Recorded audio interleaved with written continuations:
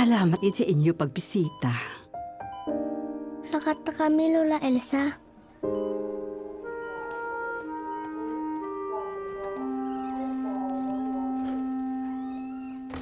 Ma, mapatay si Lola Elsa? Way patakabaluga. Ayun siya ni Jehovah eh. Ay ka.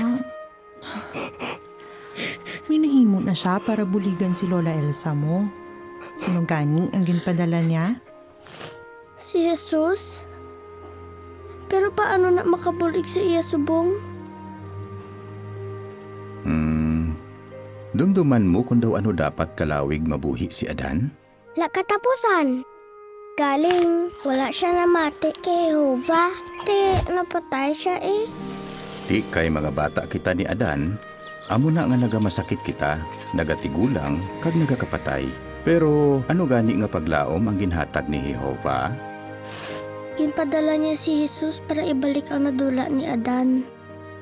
Nga nahimo niya na. Kaya siyempre siya payo kay Adan. Pero nagpatay siya kay Jehovah. Oo ga. Maayo lang kay ginhatag ni Jehovah si Jesus nga gawad. Tanan kita may paglaom na nga mabuhi sing wala katapusan sa paraiso. Kag kung nabudlayan kita o kung subuan, pareho subong. Makabulig sa aton ni nga paglaom.